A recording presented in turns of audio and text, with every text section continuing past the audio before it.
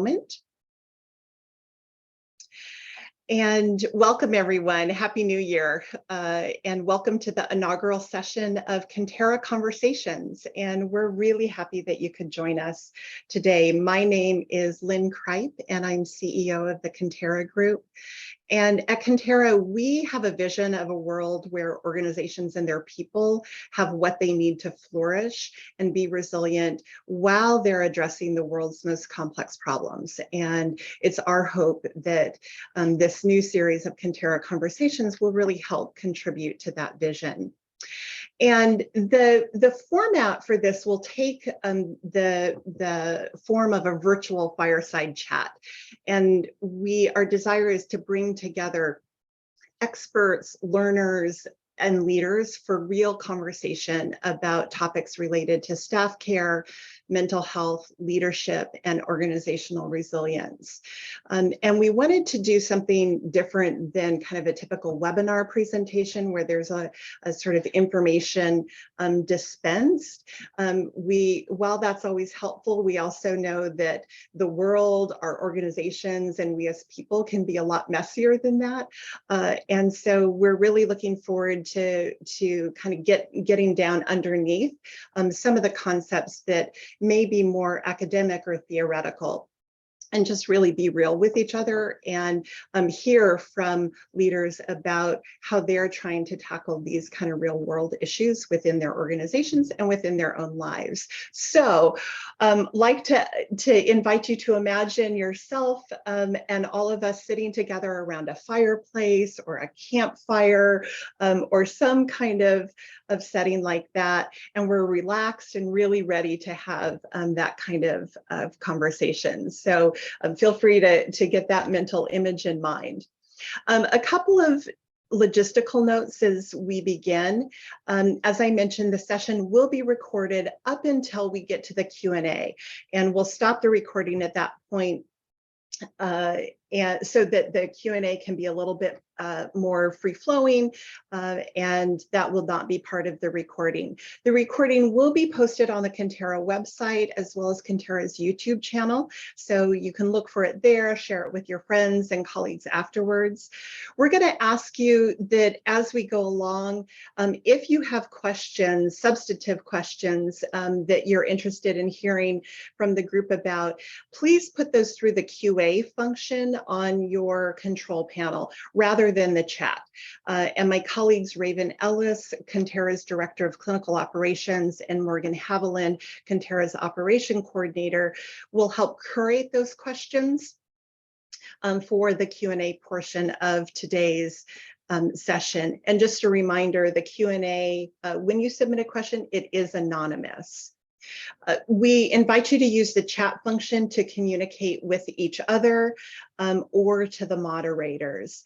And another reminder, the chat messages, when you send them to everyone, those are part of the chat transcript is part of the recording. So just be mindful of that. If you send a private message to another participant, that is not part of the chat transcript. And finally, if you would like to activate the closed captioning, please click the captions option in the control bar on your Zoom screen. And this should be, the control bar should be located to the right of the chat box. So those are our logistics, and I'd like to introduce our panelists and our guests to you. Erica Hines is principal of Every Level Leadership and author of Black Women Thriving. She has committed the last 10 years to help organizations build equity culture, and she has worked with government agencies, nonprofits, and foundations across the country to help their staff and stakeholders learn how to work in more inclusive cultures. And Sanjeev Sahgal is Chief People Officer at Mercy Corps, where he leads human capital work across their global community of humanitarians who are working to create a future where everyone can prosper. And prior to joining Mercy Corps, he has also worked at the World Bank, Target India, GE, Genpact, and Motorola. And Michael Van Rooyen is Chief of Enterprise Emergency Medicine at Mass General Brigham in Boston, where he works with emergency medicine leaders across Mass Gen system to implement best practices designed to meet the needs of patients and the system. And he is also director of the Harvard Humanitarian Initiative and has worked extensively as an emergency physician in conflict settings around the world. And all of these individuals are wonderful experts and leaders in their own right. And it's a real privilege for us at KonTerra to have each of these individuals with us, because we have a different relationship with each person here. Erica, we've had the opportunity to work with Erica on our own equity audit and equity work over the last couple of years. And so she's been a really important partner and leader to us. Mercy Corps and KonTerra have the opportunity to work together on staff care programming, and Mike and the Harvard Humanitarian Initiative and KonTerra have had the opportunity to partner recently on a executive learning development program. So it's a real treat to be able to speak together. And before we really dive into the conversation, just want to do a little bit of scene setting for this discussion of burnout. And I don't know about you, but it seems like we've all been talking about burnout lately. And some of this may have arisen as a result of the pandemic. But even if we look before that, in 2019, as an example, the World Health Organization classified burnout as an occupational phenomenon in their international classification of diseases. Then the pandemic started, and so many of us were experiencing multiple simultaneous demands of working in entirely new ways, caregiving responsibilities, and demands navigating sometimes confusing public health information, loss, lots of experiences that combined perhaps to increase our experience around burnout. We have certainly observed at KonTerra that we've received more and more requests over the last few years for training and support around the issues of burnout in the workplace.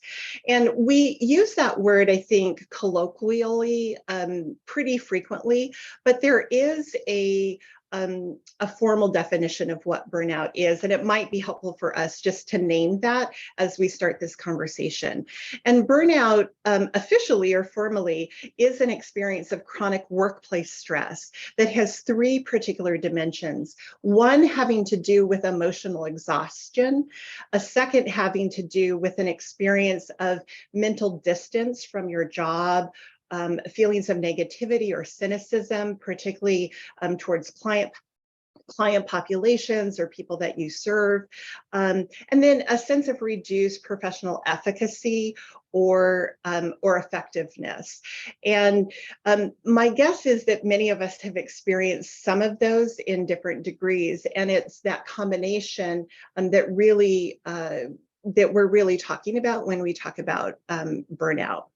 And because there's so much conversation about burnout right now in our popular culture, in academics, in the industry press, we thought this would be a really good way to start off our KonTerra conversations, with a particular focus on leading and leadership in this moment where we seem to be sort of having a higher baseline of burnout. And there was a particular reason we wanted to invite Erica, Sanjeev, and Mike to this conversation about burnout, because beyond the effects of the pandemic that most of us or all of us are experiencing, each of you is working in a sector that has experienced some additional crises or challenges on top of this global phenomenon that we're experiencing. Mike, as a healthcare worker, you have your team has been obviously on the front line of the COVID response, and so of supporting your team around that. Sanjeev, Mercy Corps, and humanitarian aid workers.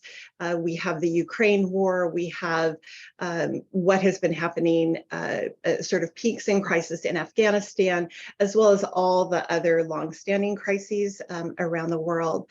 And Erica, as a racial equity advisor, you've been working in this space, particularly over the last 2.5 years, where in the US in particular, there has been this renewed conversation, perhaps in some organizations, a deepening conversation around issues of racial equity.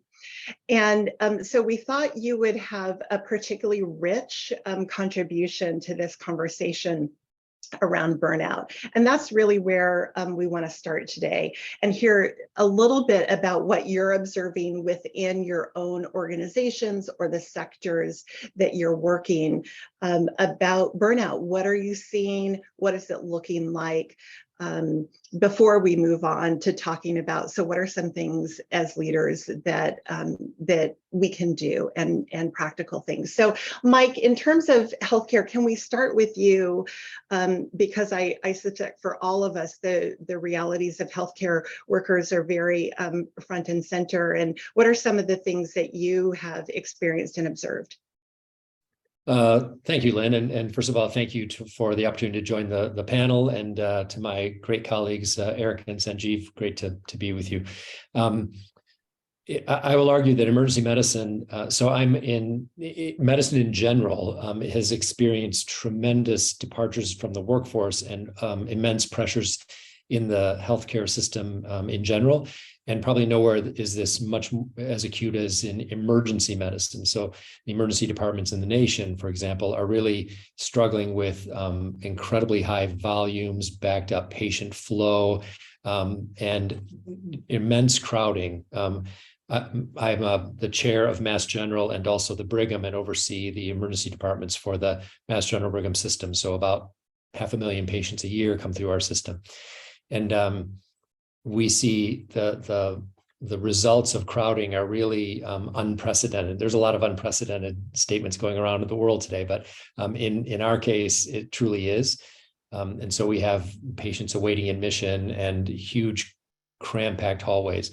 What this means is that the staff are increasingly at odds with patients. They're trying to help patients, but we have people who are sitting in the waiting room or in the hallway for days. Right. So the pressure on the frontline providers, starting with COVID and then carrying through to these really days of amazing crowding, have led to some major stresses in the frontline workforce. These include the nurses, the other staff that take care of it, as well as the providers. And so, we are faced with amazing patient needs, but at the same time, a reduction in the workforce and pretty difficult pressures. And so as a leader, I have to really contemplate how we can address those issues that are very real to our staff, affect their safety, affect their livelihoods, affect their mental well-being. And so I have a lot of sort of thoughts about how to do that as a leader of a large frontline staff. But those are some of the contributors that I see. Yeah, great. Thanks, Mike. And Sanjeev, as you look across Mercy Corps in this global organization, what are some of the things that you've observed? Yeah, thanks, Lynn, and delighted to be here. Thank you for the opportunity. Great to be with Erica and Michael. And very similar to what Michael had said, if you really look at, and again, like I just joined Mercy Corps about 15 months back, having spent about 9 years at the bank, but some of my views are based on limited information. But what I have also seen is COVID has actually increased this impact on several communities. And I think if you really think about the profile of our team members who are supporting communities and participants who are really struggling in countries where there is not enough infrastructure in terms of healthcare, vaccination, and sometimes I think there's a sense of helplessness because there is an intent to really support the communities, but then there is a broader infrastructure that is suddenly missing, and there are things which are out of their control. And that creates a cascading effect on team members, on their well-being in terms of their ability to support the participant on the ground. And then if you really think about, you already mentioned, Lynn, the Ukraine war, but more than that, if you really think about the drought, the food crisis, conflict, like our teams deal with like day-to-day real issues on the ground. And I think the last 2 years has exacerbated some of these situations. And I think as an organization, we had to really balance how we make sure that our team members are like safe, focusing on their safety and well-being, because they are supporting these bigger communities, possibly who are at a much bigger disadvantage. So it has been a significant pressure, I think, even on the leadership to kind of support our team members on the ground. But I think slowly and steadily, I have to say, if I really look at the work that our country leaders have done on the ground, the compassion, the care, and I think we've learned through multiple iterations to how to support team members, because we were still working, like many organizations, especially US, Europe, are still like fully hybrid. But the work that we do, you cannot do that work sitting behind a computer. You have to be in the field, in the location. So I have to give a lot of credit to my leaders on the ground who have figured out how to continuously really support, also like accept that we are working in a difficult situation. Yeah, I can share more as we really go through the conversation, but this is definitely has been a challenging time, but I'm really proud of how the leaders on the ground and this organization has supported team members. Yeah, and Sanjeev and Mike, one thing that I'm hearing in your reflections is you're making this really explicit link to these impacts on your staff and your personnel with the ultimate people that they're serving, whether it's patients, whether it's community members, and you know, perhaps underlying that is one of the reasons why leaders should really care about attending to burnout in their organizations. And Eric, I'm wondering, in the space that you work, are you seeing that same kind of link? What's happening within your space? So, pardon me. I was thinking about this when we were talking about the CDC and the definition of burnout, and I wrote down that not the CDC, the World Health Organization, but the CDC talking about racism as a public health concern. And so, in the work that I do, it actually getting clients to understand that racism has psychological and physical effects on their staffs has been a bit of an uphill challenge, but really has helped to kind of define this work and help organizations understand why doing work in terms of becoming inclusive and equitable is important. For so long, and I think to a degree today, organizations work with me because they say, well, this is the right thing to do. Certainly in 2020, it exploded from this place of consciousness, other reasons, not all of them altruistic, that people wanted to do this work around becoming inclusive and equitable and anti-racist, but really being able to connect for folks that doing the type of work that doing this type of work is important. Now, to talk to burnout specifically, what I've seen in organizations is in doing work around racism, sexism, how do we make our places more inclusive and equitable, is pointing out that the impact of not addressing these is another additional factor to why your staffs are burnt out. That the space, even if it is hybrid, even if it is in person, and this, I speak particularly from a domestic point of view, right, in the US specifically, but the idea of navigating a space and having to navigate it with multiple identities, being a Black woman, that is an additional stressor that folks have to be aware of and understand its impact. So So what I see in my field is like this need to really impress upon folks that the importance of doing this work isn't because it should make you feel good, but because you are trying to address these larger issues, and this is one of the ways of addressing. Yeah, and Erica, I'd love to pull that thread a little bit in because it is tempting and it can be alluring to talk about burnout as this kind of universally experienced phenomenon. But I think something that you saw in your work around Black women thriving, Sanjeev, you also made this observation in our preparatory conversation around this, is that you're also seeing some differences in the experience of burnout in different places around the world. And Erica, could you just talk a little bit more about what you found in your research? And then Sanjeev, would love to hear some about what you've seen globally.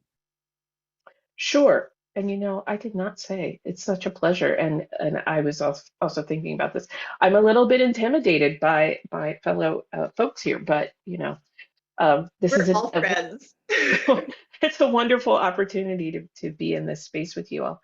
So yes, thank you for the opportunity to talk about the research. So in the research work that I did around what are those organizational conditions that are causing Black women not to be able to thrive in the workplace, one of the ones that really came out was burnout.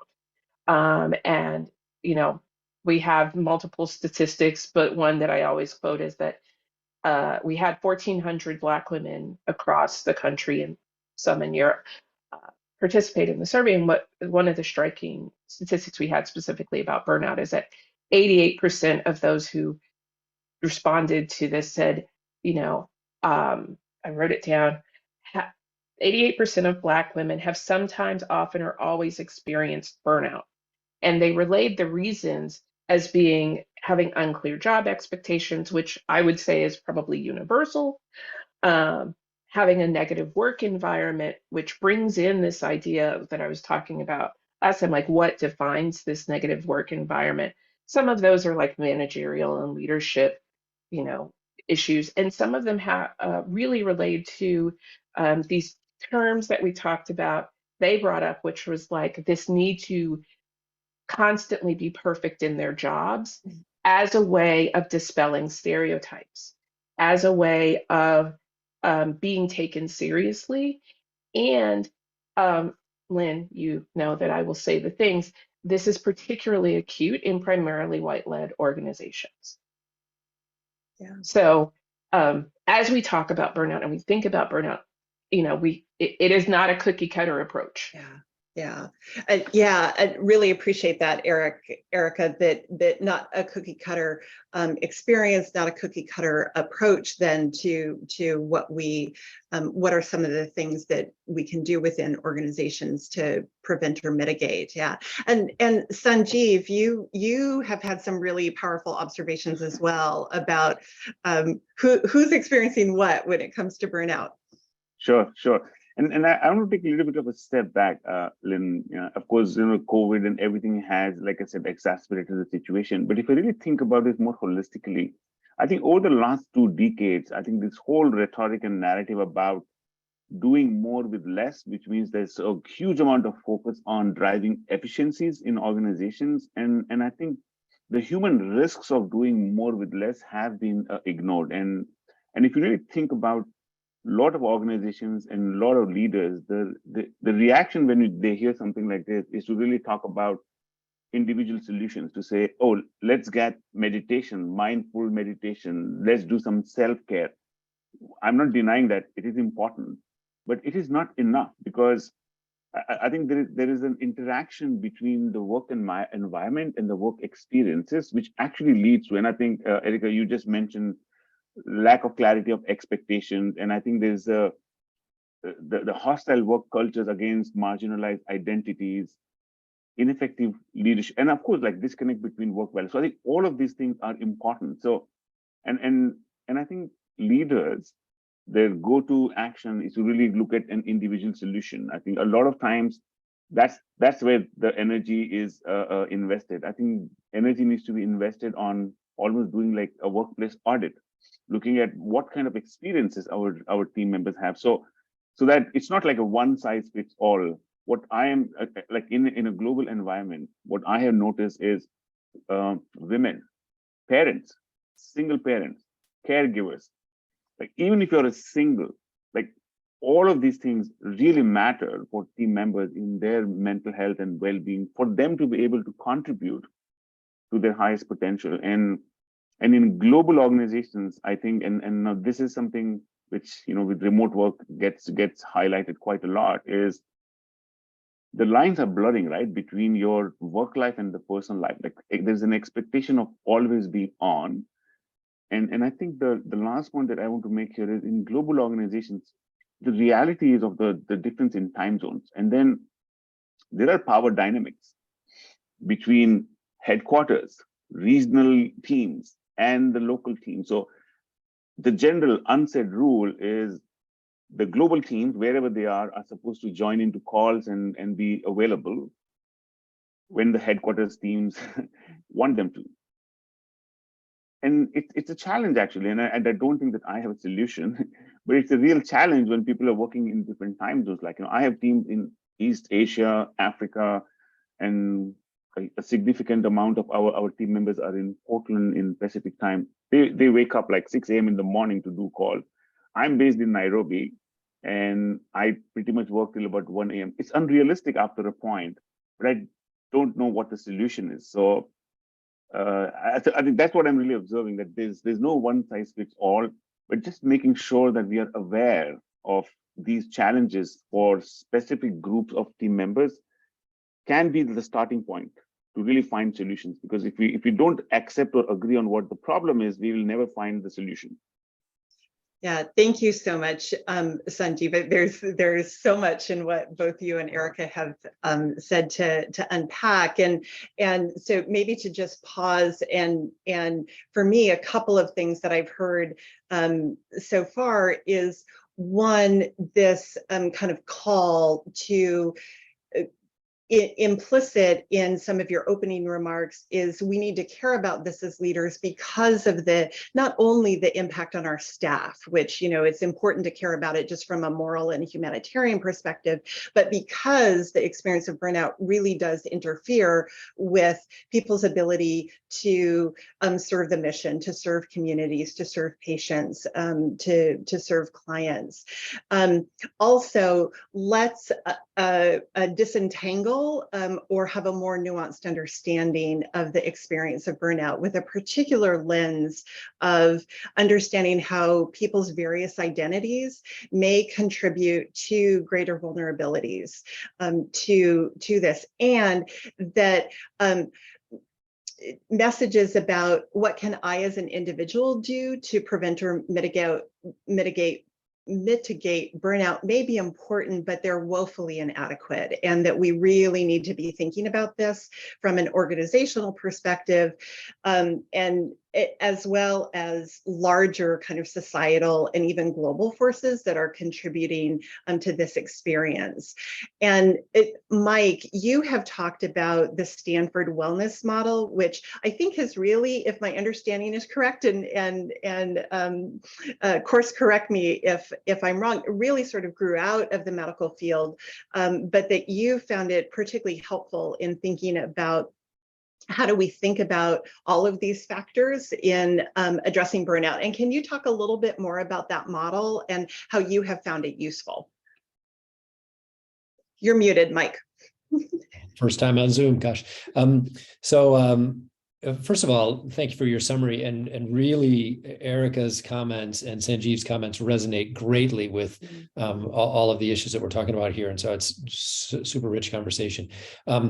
I have found I'm not necessarily a big fan of trying to cram thoughts and ideas and concepts into models, but I found actually the construct of the Stanford model to be useful in the way that I think about remedies, or at least approaches.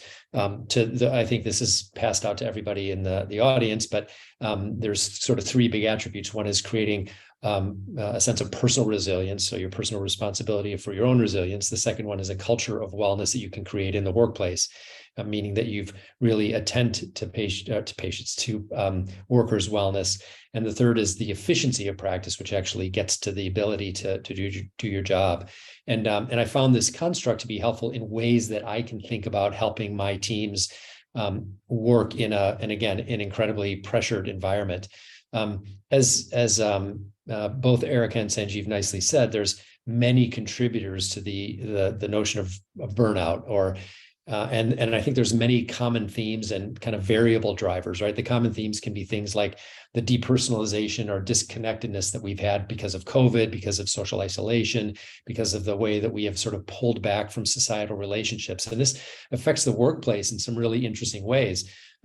You sort of lose your sense of camaraderie with people because you don't blend work and life together as much as you did.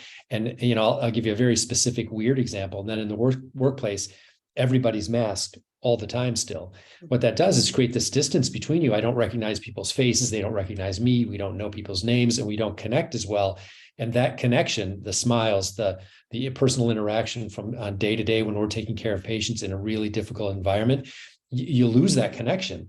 And that really impacts people's sense of connectedness. So that sort of workplace culture that we have in terms of the sense of wellness that we have and how we contribute to it is really impacted by the distance that we face, both in the COVID perspective.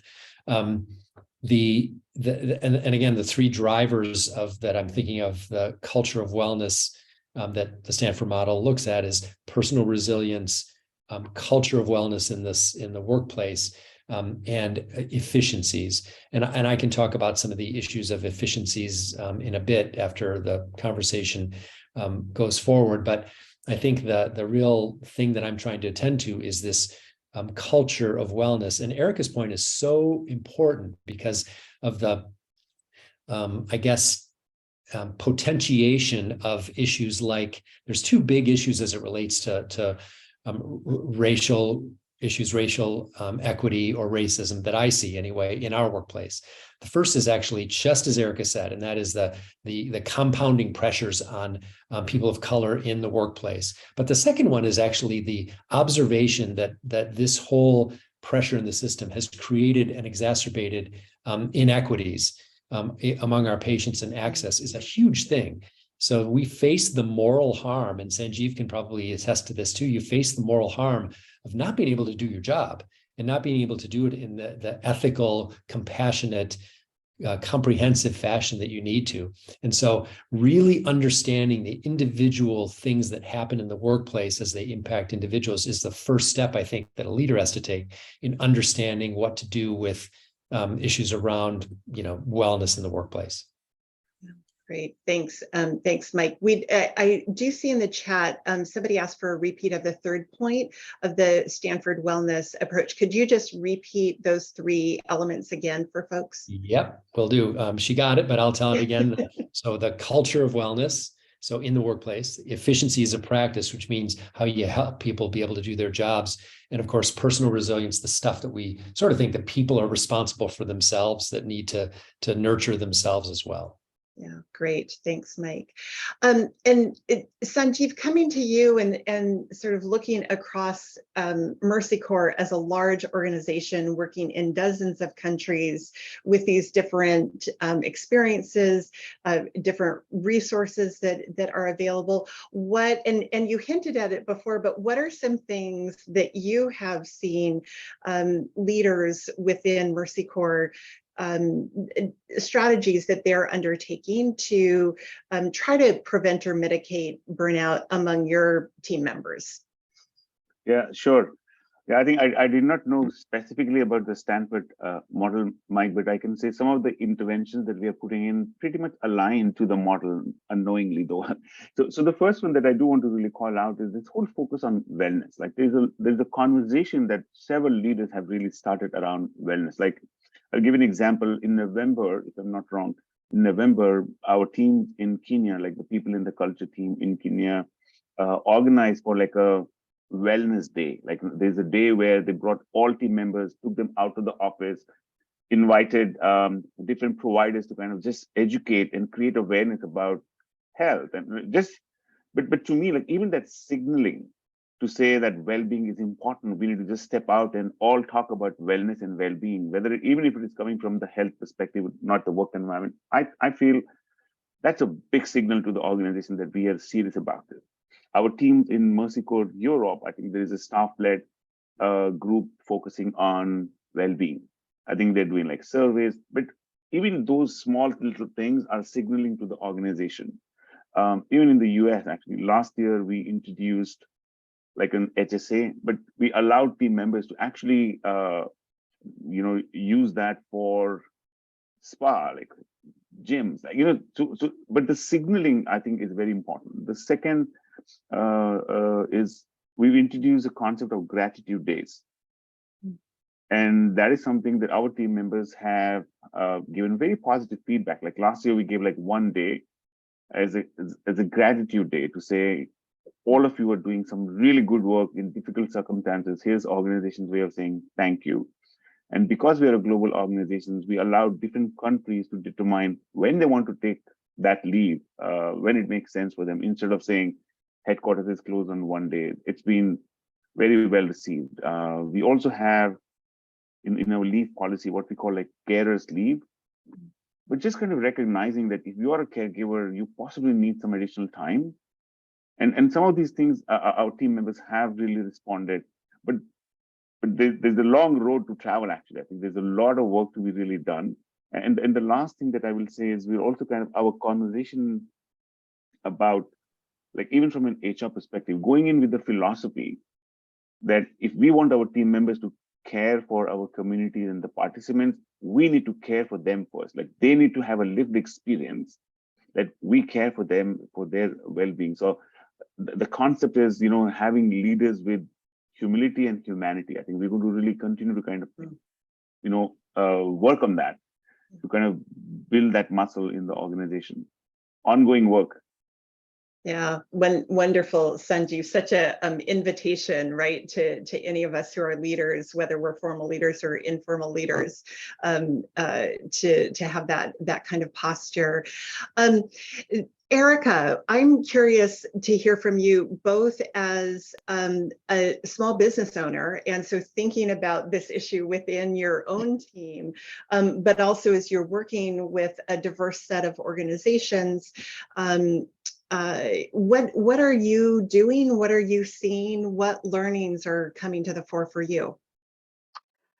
So first, I will talk about the personal aspect. It was very interesting because, Mike, you were talking about personal resilience and culture of wellness and efficacy of practice. I was like, yes. Really trying to, one of the things that I find in my work, and even in myself, is like taking things that are very theoretical and actually trying to apply them, and make them practical to folks. And so as a small business owner, one of the things that I really believe in is rest. I follow this woman called the Nap Ministry on Instagram, and her name is Trisha Hershey. And the reason I bring her up is because her whole thing is like rest is a form of resistance. And so we should, if we are tired, we should rest. Which I understand, I sort of say like, if possible, one should rest. As a small business owner, I think the other thing that I have become very aware of is just being honest with myself about what my client load can be, and what is reasonable for me, and how do I stretch and contract accordingly. So those are a couple of the things. What I see in terms of what my organizations are doing, or even what I can consult with them and coach them to do, is particularly as they're thinking about wellness, is to, as we were talking about, have this nuanced understanding.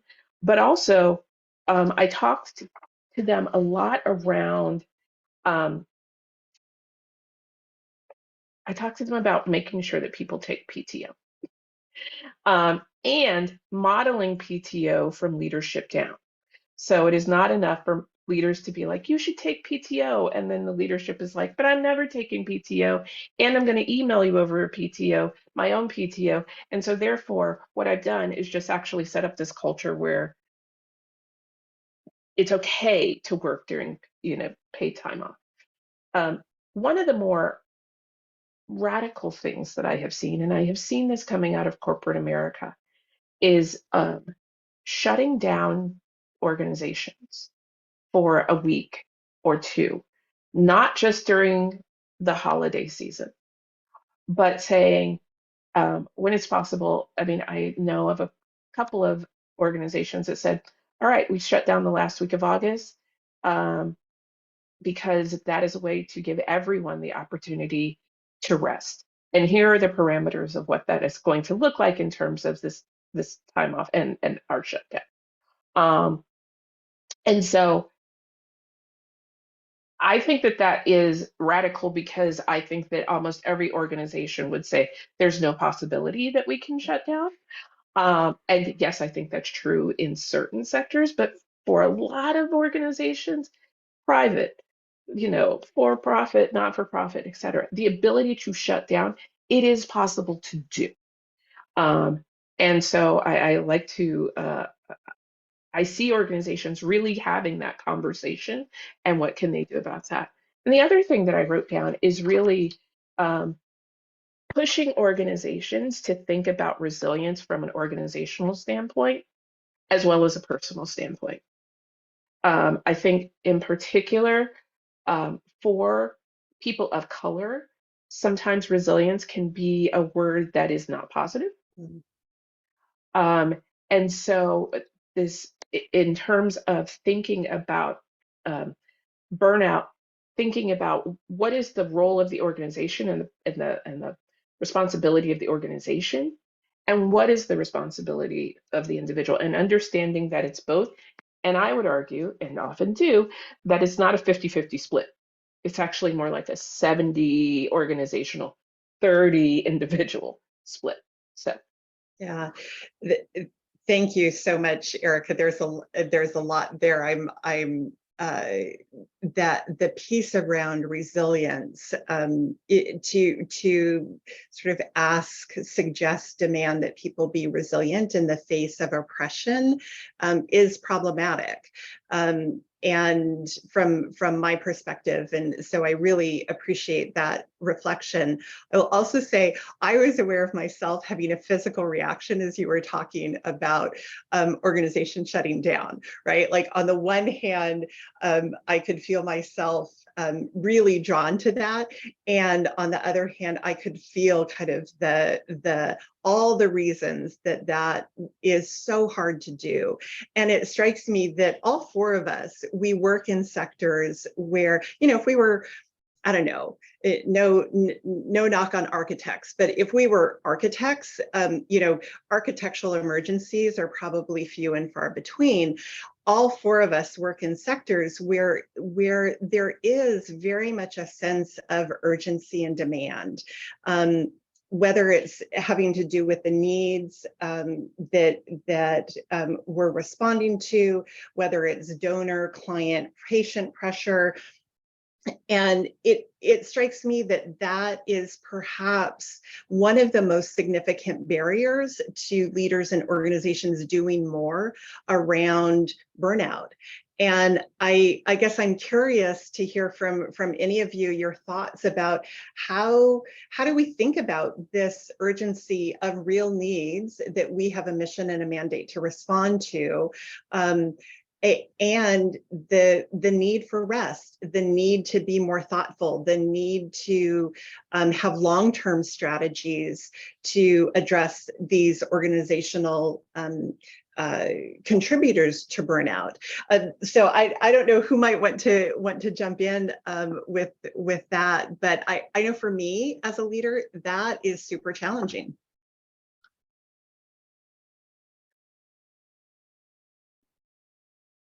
I can take an early stab at it, I suppose. And so, thank you. I think in my field, first of all, I think the remedies that we have, both short-term and longer-term solutions, system-wide and personal solutions, are again, there's some commonalities, but there's some really nuanced ones that really are sector-specific and discipline-specific. And so I think my approach as a leader to trying to understand and to mitigate the effects, the big, huge systems and societal contributors to burnout are a few things. And there's three things. And I guess I promise I don't think only in threes, but this is another sort of three things that I think about.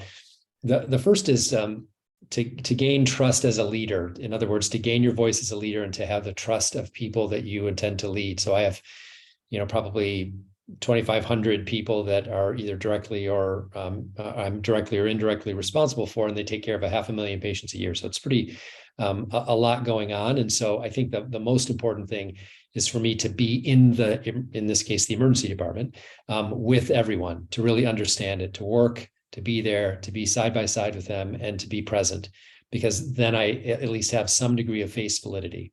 The second one is to understand, really then, as a result of that, really understand the drivers of burnout in the workplace and all of the things that people are facing. And they are legion. There are many of them, but at the same time, there are also many of them that are really specific to the people that I serve.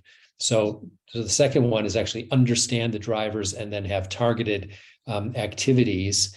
Sanjeev mentioned several of them that really resonate. So ways that we can actually mitigate burnout and to work with people, to do programming, to do all of that stuff, and to really commit to it.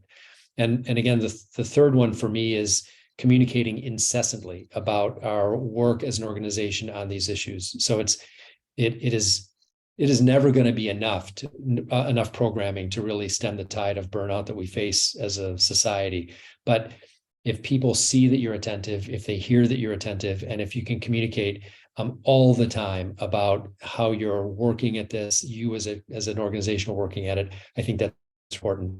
It's kind of trust by being in the moment, understanding the drivers and really programming to address those, and then communicating constantly. Yeah, that's so helpful, Mike. Yeah, Sanjeev, I see you unmuting. Yeah. I just want to add, I think both Eka and Mike have said some really good things. The only one additional point that I want to really add on this particular topic is, even for leaders, because a lot comes at managers and leaders' desk, right? Because they are expected to manage their teams, but at the same time, they're expected to deliver. And sometimes I think there is less empathy or sympathy with managers because they're expected to be magicians and they're expected to deliver on everything. And I think I have seen leaders who are authentic and they're also vulnerable, because at the end of the day, they're all facing the same issues. They're also humans. They're also caregivers, like they're also single parents. But I think there is possibly, and I'm not a leadership expert, so to say, but I think there's been this whole philosophy in the past that as a leader, you always need to be strong. You always need to communicate that you are in charge. I think that has to change, actually. For your team, Michael, for your teams to believe in you and have the trust, they need to know that you're a human. Like, you're also going through what they're going through. Otherwise, how will they trust ever that you will solve for the issue that they are facing? So I think that's the one point that I want to add. And I think we have to be sympathetic to managers, because they're dealing with quite a lot, honestly. And I think in the current environment, social structures, support structures have been disrupted. It's not as easy to get support as it was in the past. So just having that authenticity and then a little bit of an understanding for leaders and people as humans is important. Yeah, thanks, Sanjeev. And I love the idea that what authenticity looks like for you might be different than what authenticity looks like for me.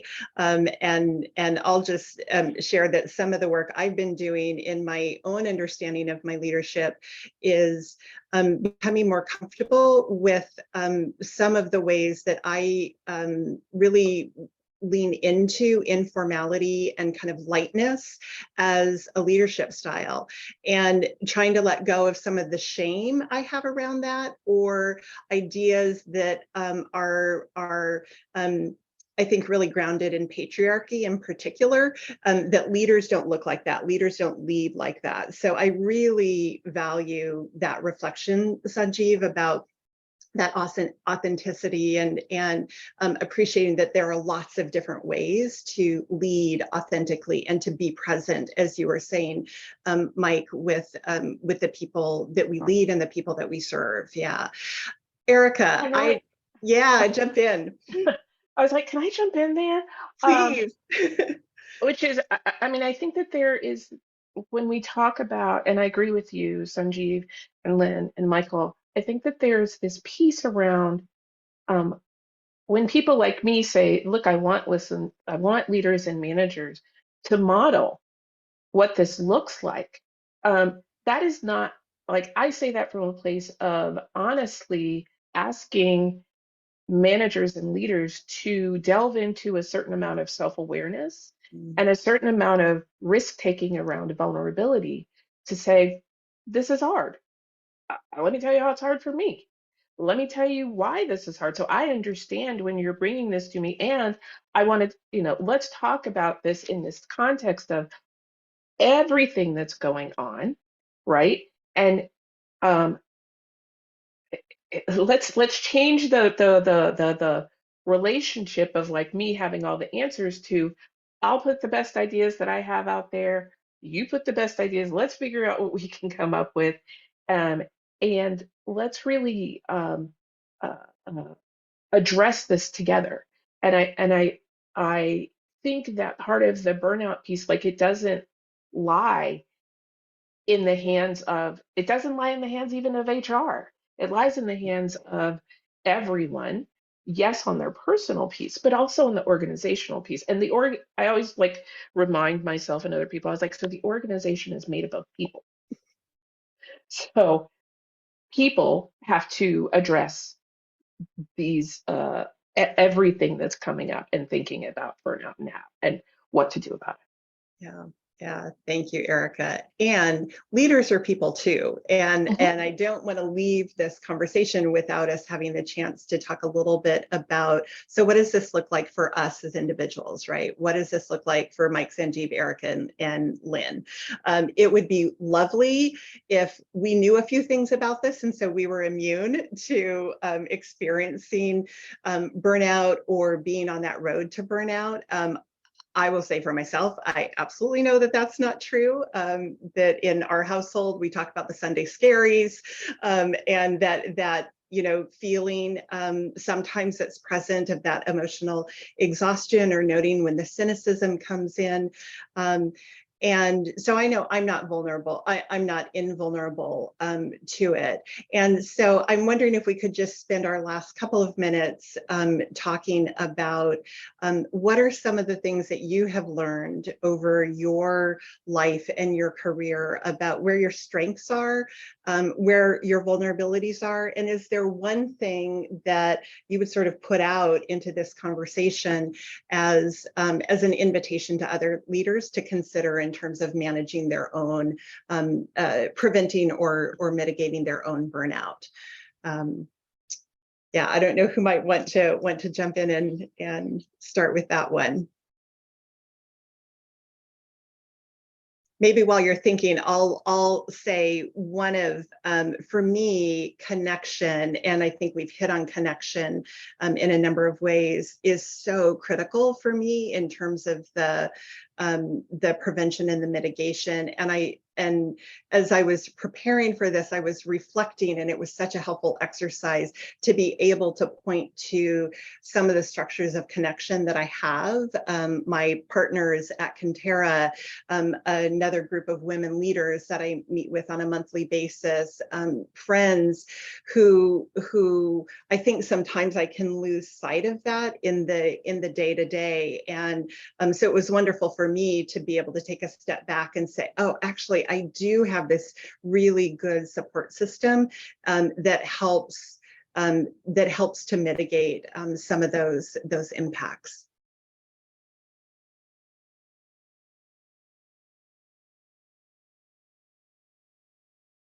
Yeah, maybe I can go next. What I've learned over the years is, and I'm still learning, I would say I'm not fully there, is, like coming up with the brightest and the best ideas and constantly, thinking of new things and moving forward. And sometimes just pausing and making sure that, your team's with you, like, because as leaders, sometimes in our head, we keep moving forward from one idea to the next idea to the next initiative. But I think just understanding that different people understand information differently. There are different stages in the journey.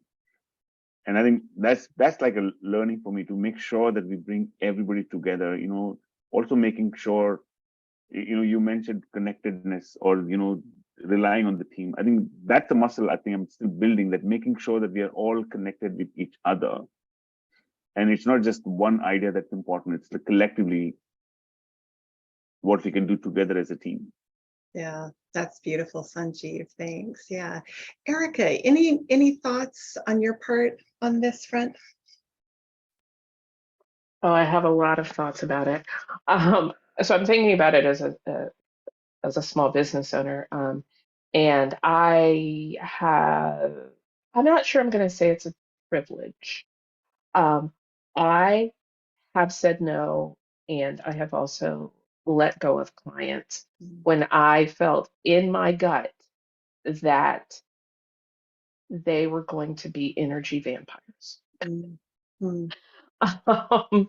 And that making that decision. So I do want to say, like, it's not a privilege because it has a financial cost.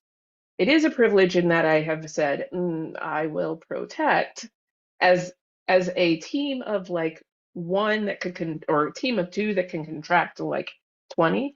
I'm like, I will protect said burnout of myself as the leader, but also like the resources that I have.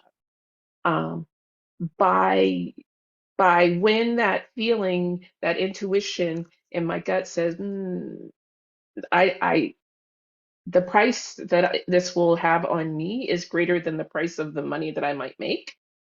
I have said no. So that is one way that I have avoided burnout, or not avoided, maybe like put a tiny little, thrown a rock at the burnout boulder, if you will. I think the other piece for me has really been to just deeply understand that my entire purpose is not to be productive. Mm.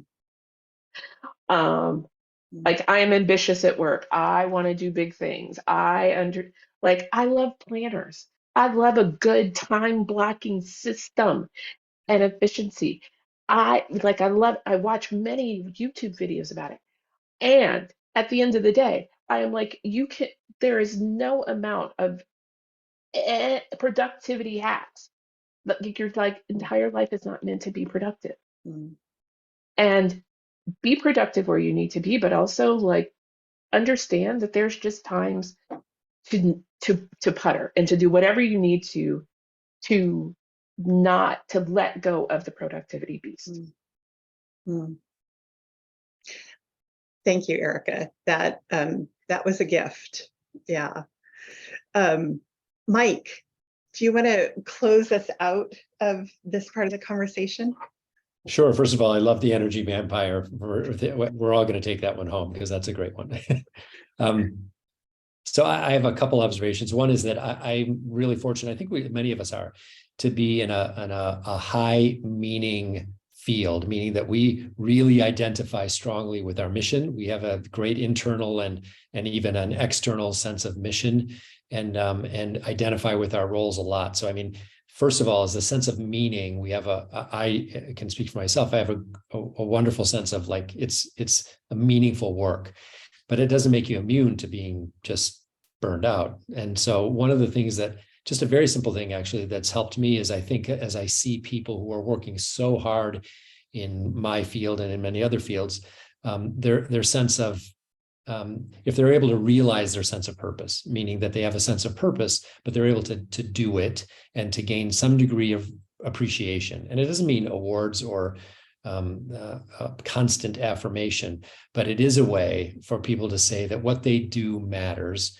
and we understand that it's hard, and we we want to appreciate them. And so I just observe these things in myself. And so I try to play those through with others. So for example, I feel like the moments that I take to even affirm leaders of mine, I have, everybody has a million bosses. And so if I can take both people that work for me and people that work above me and say, just, hey, I really appreciate all the work you're doing. I think you've done a great job at this thing. It actually serves the purpose of making me feel better. I actually gain as much from that probably or more than they do, just by virtue of affirming their work. So I think that the recognition that their efforts are important and they're recognized that they're doing it, I think is helpful. Yeah, thank you so much, Mike. There's a lot there. Yeah.